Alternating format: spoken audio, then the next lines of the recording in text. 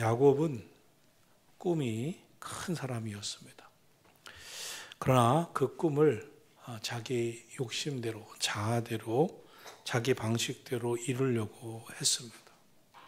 야곱은 할아버지 아브라함, 아버지 이삭을 통해서 믿음으로 사는 법을 배웠고 하나님 뜻대로 사는 법을 배웠지만 하나님 뜻대로 하지 않았습니다.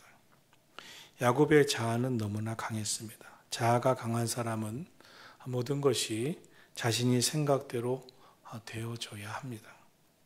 자기 생각대로 되지 않으면 자기 방식대로라도 일을 만들려고 합니다. 야곱이 그랬습니다.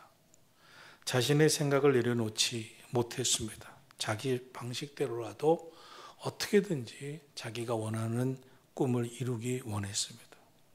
자기 생각이 너무나 컸고 고집이 강했기 때문에 하나님을 믿는 사람이고 하나님 뜻을 따라야 되고 하나님의 때를 기다려야 됨에도 그보다는 자기가 원하는 시기, 자기가 원하는 방식대로 되기를 원했습니다. 그러나 야곱의 생각대로 되어가지 않았습니다. 자기 생각대로 되어지지 않았고 이루어지지 않았습니다. 신앙인 중에도 하나님 말씀의 그 말씀의 뜻과 하나님의 뜻을 분별하고 하나님 뜻대로 잘 살려고 하는 사람, 순종하려고 하는 사람도 있지만 자기 주장, 자아가 강하고 하나님 뜻보다는 자기 생각이, 자기 주장이 강했던 요나 선지자 같은 사람, 또 기름 부음을 받았지만 결국은 하나님의 말씀보다 자기 생각대로 했던 사울 왕과 같은 사람, 또 하나님께서 계속 그 마음에 깨닫게 하셨지만 결국 자기의 생각대로 살았던 삼손과 같은 사람들이 있습니다. 그런데 성경이 교훈한 것은 비전을 이루고 목표한 것을 이루기 위해서는 자아대로는 안 된다는 것입니다. 인생은 생각보다 깁니다. 지나고 보면 짧았어. 60년, 70년 세월이 짧았어 하지만 살아내는 순간, 살아가는 순간은 결코 짧지 않습니다. 제가 젊은 시절에 읽고 좋아했던 책 가운데 인생은 예행 연습 없는 마라톤이야라는 책이 있습니다. 이제 병으로 죽어가는 그런 장관을 거쳤던 교수님이 젊은 아들에게 쓴 책이죠. 젊은이들에게 매우 유익한 책입니다. 그 책이 전하고 싶었던 것은 인생을 짧지 않다는 겁니다. 그래서 인생을 장거리에 비유했습니다. 장거리 경기에 출전하는 선수는 단거리 경기에 출전하는 선수처럼 달려서는 금방 포기해야 됩니다. 숨차서 못 삽니다. 장거리 경기를 하려면 처음부터 페이스를 잘 잡아야 합니다. 장거리 끝까지 가기 위해서입니다. 인생도 그렇습니다. 인생도 장거리 경기처럼 달려가야 합니다. 인생을 장거리로 본다면 현재 당장 성공과 실패에 마음이 쓰여서는 안 됩니다. 오늘 나는 빨리 성공하지 못했어도 나는 원래 대기만성형이야. 나는 나이가 늙어서 성공하는 스타일이야. 이렇게 생각을 해야 됩니다. 인생을 당장 실패한 것 때문에 내 인생을 실패했다고 마음의 결정을 하면 그 사람은 살아내지를 못합니다. 그러므로 지금 당장 실패한 것으로 인해 절망해서는 안 됩니다. 아직 기회가 있어. 그러나 지금부터 진짜 중요해. 그런 마음을 가져야 합니다. 자신이 내려놓고 순종해야 할 순간에는 내려놓아야 되고 순종해야 되고 견디고 버텨야 되는 순간에는 견디고 버텨야 결국 이루어냅니다. 길게 보면 사실 큰 문제가 아니었던 문제인데 너무 짧게 보니까 그 순간에 못 견딥니다. 억울해하고 막 화가 나고 왜 안 되냐 말이야. 왜 안 해주냐 말이야. 그것도 못 들어주냐 말이야 하면서 못 견딥니다. 길게 보면 그때 그렇게 성질낼 거 아니었는데 그렇게 낙심하지 않았어도 됐었을 텐데 하면서 후회할 들이 우리 인생에 많습니다. 현재 지금은 삶의 여정 가운데 한순간에 불과하죠. 우리가 살면서 경험하는 수많은 일들은 다 결국 연결되어 있습니다. 그래서 젊었을 때 좀 안 됐던 것도 그때 내일을 기약하고 미래를 기약하면서 좀 내려놓고 참고 견디는 훈련을 했다면 다시 똑같은 일이 있어도 잘 견디면서 승리합니다. 야곱은 자신의 삶을 단거리 경기로 보았던 것 같습니다. 그래서 야곱은 항상 급하게 생각하고 급하게 행동했습니다. 사실 하나님께서는 야곱의 삶을 다 계획해 놓으셨습니다. 야곱이 어머니 뱃속에 있을 때부터 모든 것이 야곱을 향한 하나님의 섭리가 있었고 축복이 계획되어 있었습니다. 하나님 없이 사는 사람은 하나님의 섭리와 계획하심, 예정에 대해서 기다리고 인내하고 믿음으로 받아들이기보다 자신의 힘으로 자신의 속도를 정하고 자신의 힘으로 자기의 성공의 시간을 정하려고 합니다. 그렇게 하기 위해서 때로 이 야곱처럼 속임수도 쓰고 또 술수도 씁니다.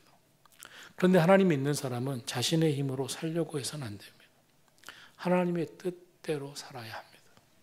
하나님을 믿으면서도 자신의 힘으로 살려고 하는 사람은 하나님이 반드시 하나님의 뜻대로 살게 해 주십니다. 무슨 말이냐면 하나님의 뜻에 순종할 수 있게끔 꺾으십니다. 하나님이 꺾어 놓으십니다. 그래서 하나님의 뜻대로 순종할 사람이 되게 하십니다. 그래서 어려움을 겪습니다. 그것이 야곱이었습니다. 야곱은 장자의 축복을 내가 꼭 받아야 되겠다고 생각했습니다. 그런데 장자의 축복을 이루기 위해서 그 꿈을 이루기 위해서 아브라함이 그랬고 이삭이 그랬고 요셉이 그랬고 믿음의 선조들이 그러했듯이 때로는 인내해야 되고 기다려야 하는데 야곱은 참 조급했습니다. 자신의 힘과 재주로 할아버지 아브라함은 25년을 기다렸는데 그걸 몰랐어요. 이삭은 평생 빼앗기고 우물파도 빼앗겼어도 하나님의 시간을 믿었고 기다리는 가운데 너는 과연 하나님이 함께 하시는 자로다. 그를 괴롭혔던 이들도 이삭을 인정했는데 또 야곱의 아들이었던 요셉은 얼마나 긴 세월을 노예로 살고 감옥살이를 했습니까? 다 기다리는 세월이었죠. 그러나 야곱은 자신의 힘과 재주로 장자의 명분을 가지려고 했고 장자의 명분을 가지기 위해 형이 사냥터에서 돌아올 때 형의 배고픔을 이용해서 팥죽으로 장자의 명분을 사버립니다. 그리고 장자의 축복을 받으려고 변장하에 들어가서 눈이 어두워진 이제 늙은 아버지 이삭을 속이기까지 했습니다. 야곱은 하나님의 뜻대로 살아야 된다는 것을 알았을 것입니다. 그러나 그때는 그런 생각을 하지 못했습니다. 자기 생각이 옳다고 여겼습니다. 그래서 성급하게 일을 해나갔습니다. 그러나 결과적으로 보면 야곱의 계획대로 안 됐습니다. 하나님은 야곱을 긴 세월을 20년을 넘게 저 하란 땅에서 정말 고통의 시간을 보내면서 야곱보다 더한 속임수의 대왕 외삼촌을 만나서 고통을 당하게 되죠. 우리 인생이 야곱을 통해서 배우는 것은 뭐냐면 야곱처럼 살면 더 센 야곱을 만난다는 거예요. 야곱은 그랬습니다. 자기보다 더 센 야곱을 만났어요. 형에서는 야곱에게 속은 것을 알고 분노합니다.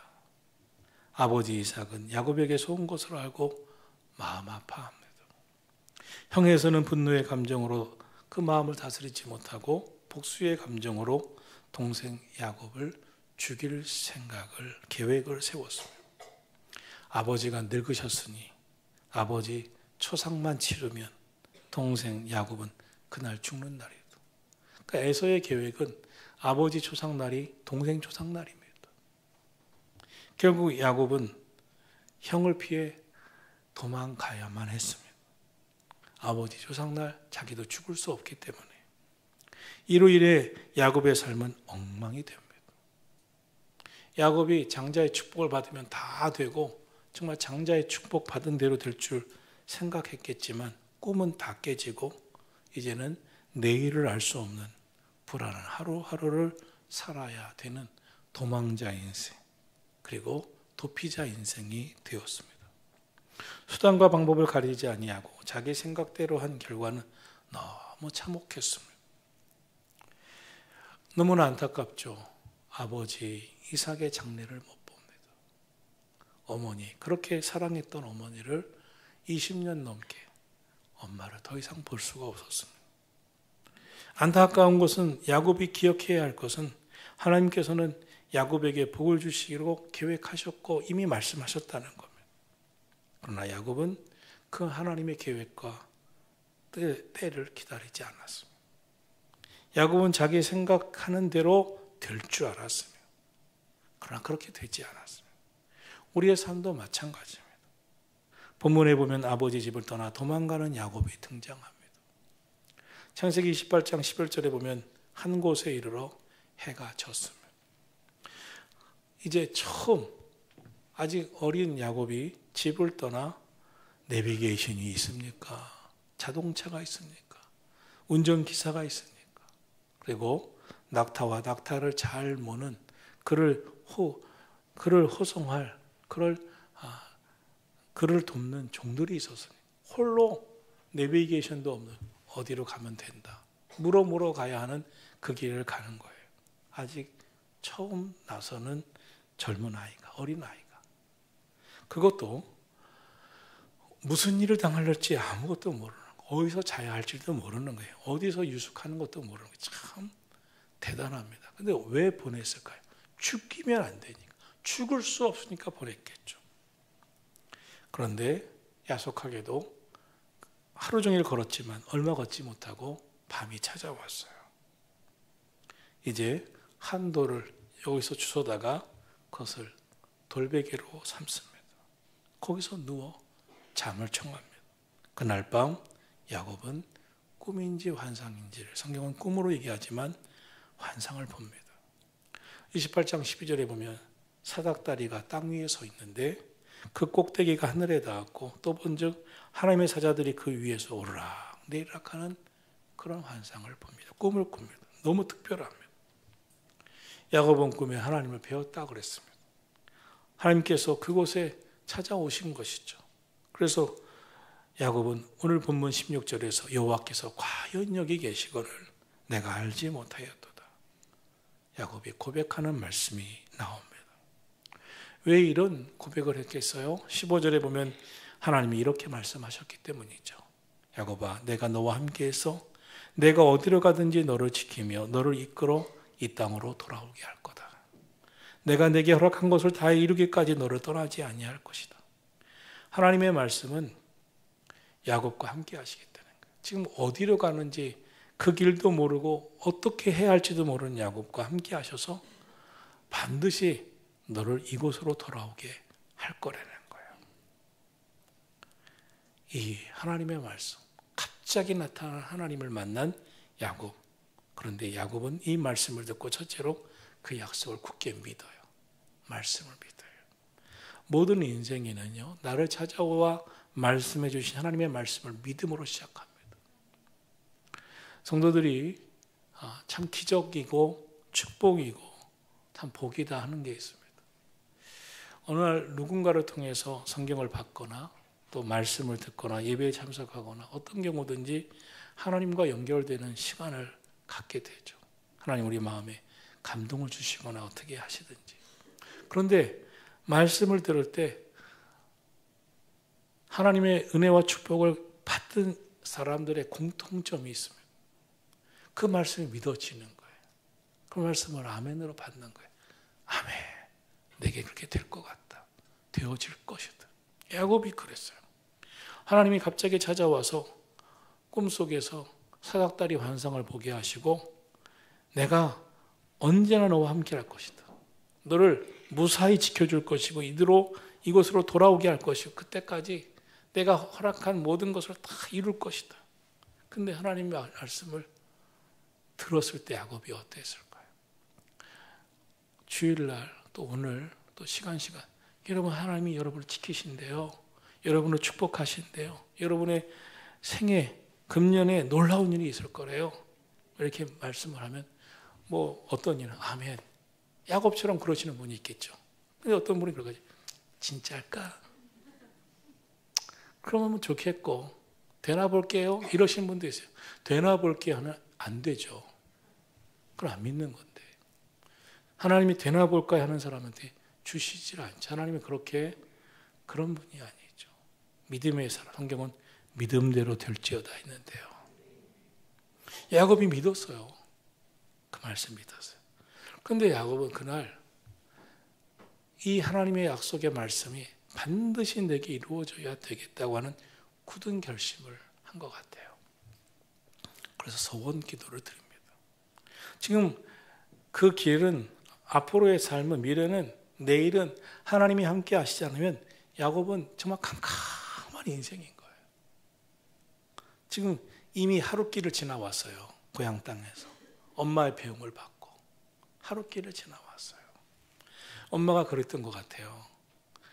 남편 이삭에게 늙어 눈도 잘 못 보는 이삭에게 우리 큰아들 에서를 보니까 이곳 가나안 지역에 그 이방인을 아내로 맞아서 신앙 다 잃어버린 거 보십시오. 안 되겠습니다. 야곱을 믿음 좋은 사람 만나도록 우리 고향으로 보내야 되겠습니다. 이런 것 같아요. 성경에 그래서 야곱을 이삭이 부르죠. 이삭이 야곱에게 야곱아 이곳 사람 이방인이 아니라 이제 하란 땅으로 가서 외삼촌의 집에서 하나님을 아는 그런 가족들 가운데 형제들 가운데서 만나라. 그래서 외삼촌의 딸들과 결혼을 하게 되지 않습니까?